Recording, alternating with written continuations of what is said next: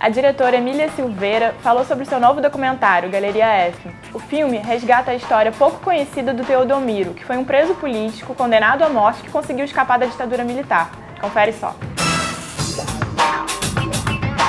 A cela era exatamente disso aqui que você está vendo.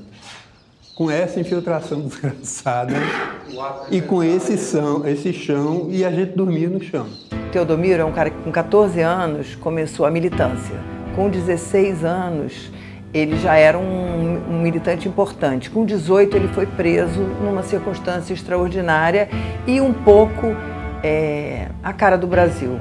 Por quê? Porque ele é preso, um militante da luta armada, durante o auge da ditadura, em 1970, e prendem ele e o amigo e algemam a mão direita dele na mão esquerda do amigo, e ele estava com uma pasta. Jogam ele no fundo de um carro e jogam a pasta na parte da frente. E o terceiro, um menino que estava com eles, correu. A polícia entrou correndo no carro com eles para perseguir o menino e começou a atirar. Nisso, a pasta que ele estava no banco do carro. Eles vão e jogam a pasta para trás. Quando jogam a pasta dele para trás, a pasta tinha uma arma.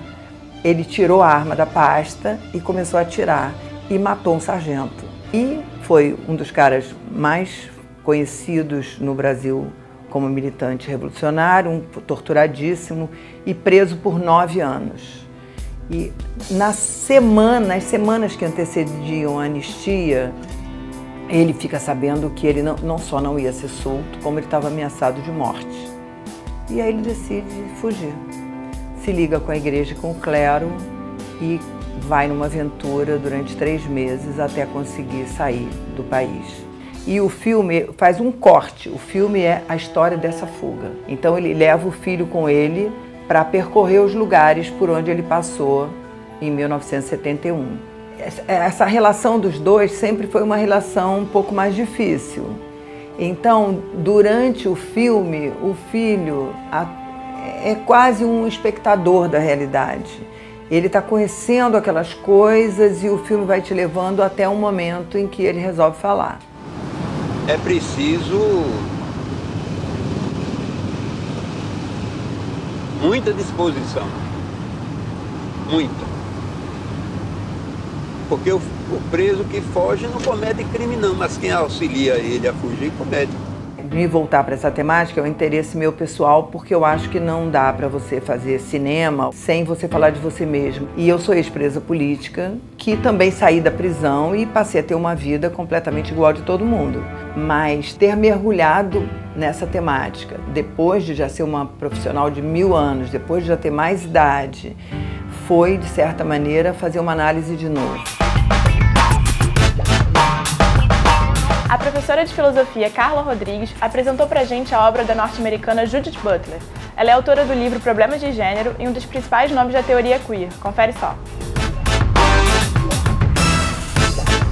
A filósofa Judith Butler, ela chegou ao Brasil em 2003 com a publicação de Problemas de Gênero. Mas é importante então dizer que ela é uma filósofa judia norte-americana que se assume como lésbica e que no final dos anos 80 está num contexto do movimento feminista em que se está discutindo o limite da categoria mulher. A Butler começa a pensar dentro desse registro, ou dentro do registro desse problema. Por que que a categoria mulher era insuficiente para as bandeiras feministas daquele momento? Chega ao final dos anos 80, o movimento feminista com uma certa ideia de um esgotamento, porque era impossível falar em nome de uma mulher universal.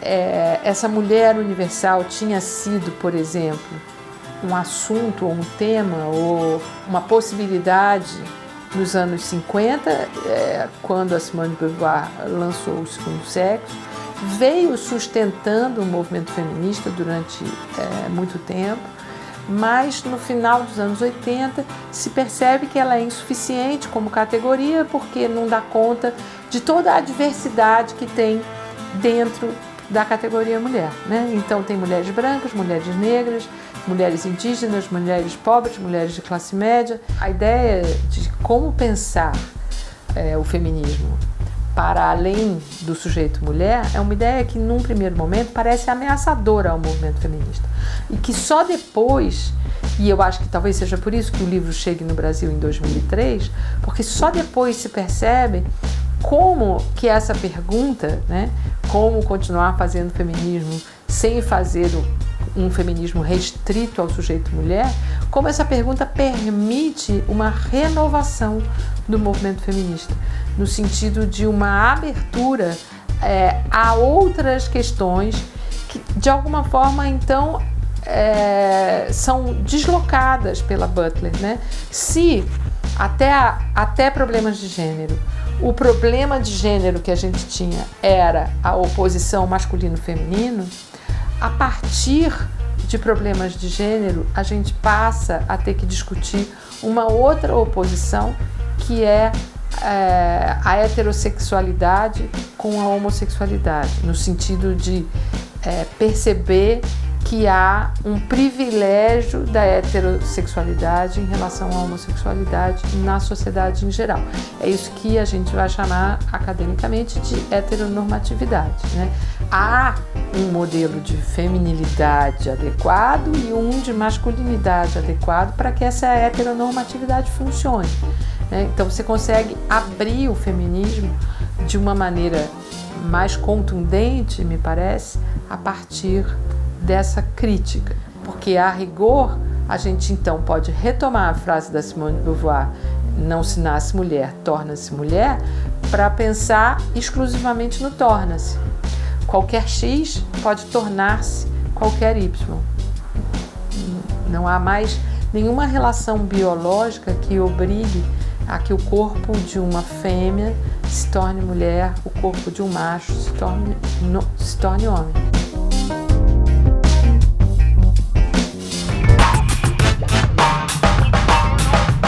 Cansada dessa verdadeira overdose de imagens digitais que a gente recebe todo dia, a fotógrafa Érica Modesto decidiu criar uma exposição para mostrar as infinitas possibilidades de se criar em cima da fotografia no papel. Dá uma olhada.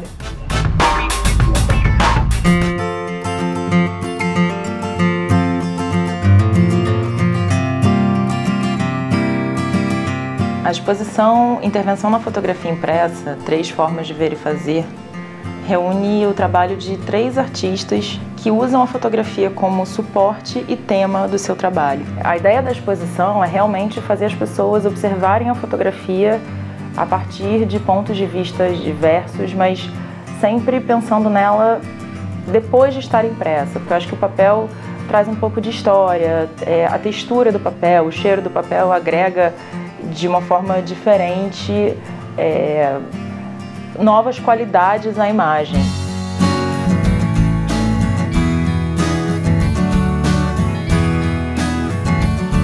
Os artistas são as Almeidas, que sou eu, junto com a Cristina Almeida, a Carolina Amorim e o Pedro Luiz.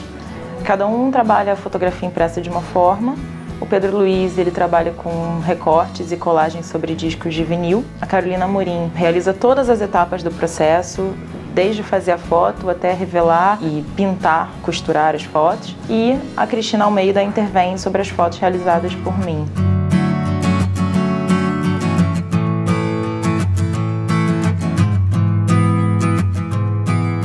Hoje em dia, a gente vê uma foto na internet e é quase certo de que aquela vai ser a primeira e a última vez que a gente vai ver aquela foto, porque ela passa pela nossa vida numa velocidade que, assim, é um nível de efemeridade que eu, particularmente, não sei lidar muito bem, eu tenho dificuldade. Enfim, esse foi um dos grandes motivos de eu ter pensado nesse projeto, porque eu queria que as pessoas pudessem não só parar para ver uma fotografia numa dimensão maior, com uma textura própria de cada um, mas porque eu queria que as pessoas parassem para olhar uma segunda e uma terceira e uma quarta vez para a mesma imagem, porque cada vez que você olha para uma imagem, ela pode te dizer algo diferente. É como assistir um filme, né?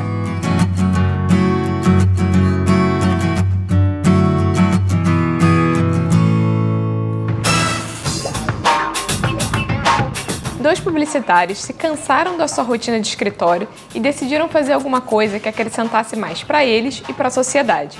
Foi assim que surgiu a ideia do Clube Orgânico, um serviço que, mais do que entregar alimentos orgânicos, procura aproximar produtores de consumidores.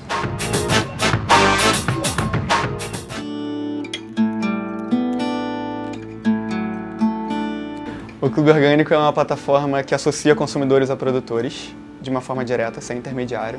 Em vez de você comprar produtos, você vira sócio de um produtor no campo e recebe. A ideia é que você receba em casa ou num ponto de retirada próximo à sua casa uma cesta de alimentos orgânicos, frescos e sazonais toda semana. Você não está só comprando um produto, você não espera que o produtor faça toda a parte inicial da cadeia, que é se programar para a produção, produzir, botar a mão na terra e tal, e só quando ele chega na feira e vende, você vai e escolhe o produto que você quer e compra. Então você se compromete com o produtor financeiramente e também com uma ideia, com o ideal de que você acredita que aquele produtor, você tem que estar junto dele para tornar essa produção possível.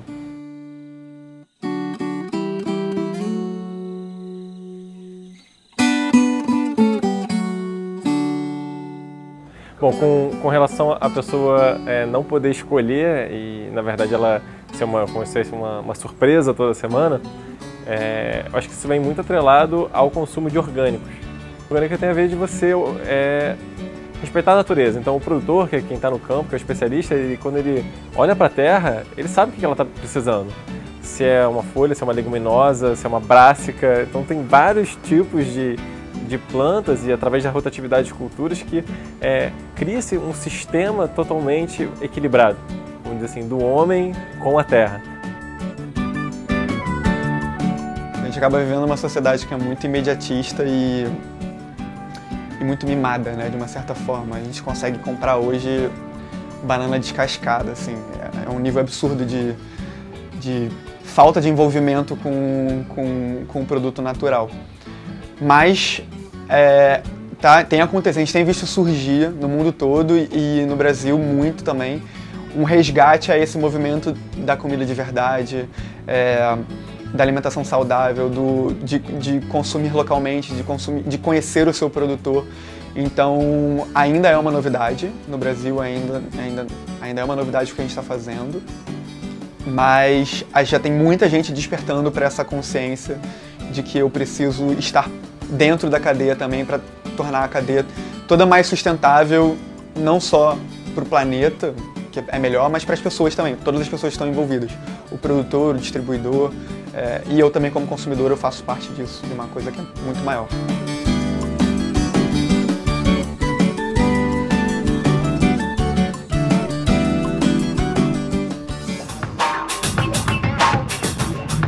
Conheça o projeto Um Café Lá em Casa, que é um canal do YouTube onde o guitarrista Nelson Faria convida músicos, compositores e arranjadores para um papo com muito café e muita música.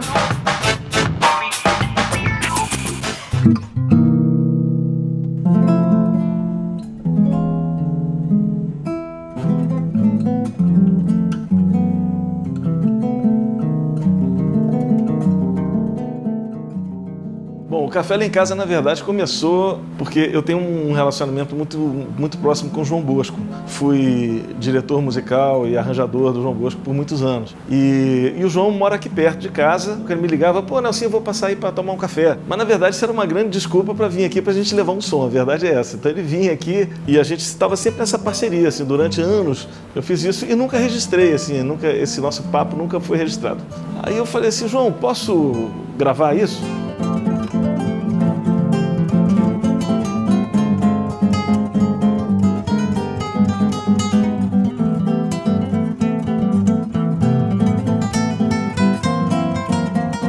Gravamos e eu postei assim no Facebook para ver o que rolava, né?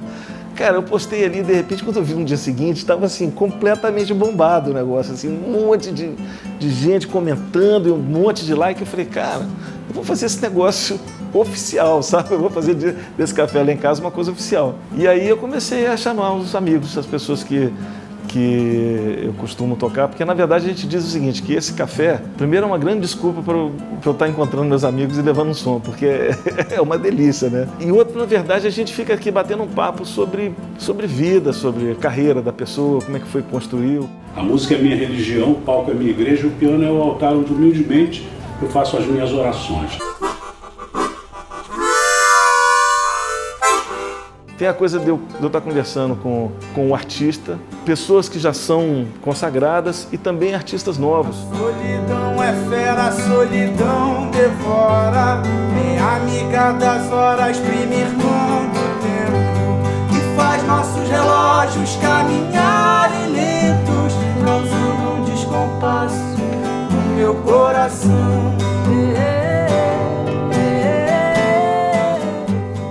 Mas também eu trago aqui os músicos que estão tocando com diversos artistas, os arranjadores, que são pessoas que normalmente não estão tanto na mídia, mas que têm um trabalho maravilhoso, inclusive com trabalho solo e tal. Com o Carlos Malta, que ele resolveu não fazer música nenhuma, ele falou assim, vamos compor na hora. Então tudo que a gente tocou foi completamente improvisado, assim. Começa a tocar, que tom? Nem sei qual tom, 3, 4, valendo. E as músicas são ótimas. Cara, eu mesmo assisto, eu falo, cara, como é que a gente fez isso? Eu falei, pô, Malta, a gente não toca junto há anos, né? Ele falou, pelo visto, a gente não esqueceu.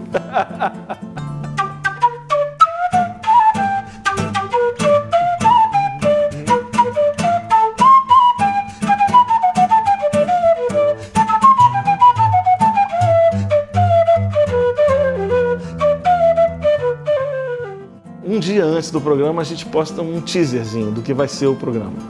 E um dia depois a gente posta os extras, que tem erro de gravação. E também toda segunda-feira a gente posta um negócio chamado Dica do Apresentador, porque tem muito músico assistindo o programa. Então eu dou dicas musicais, assim, coisa, olha aqui, você toca esse instrumento, já experimentou fazer isso aqui, sabe?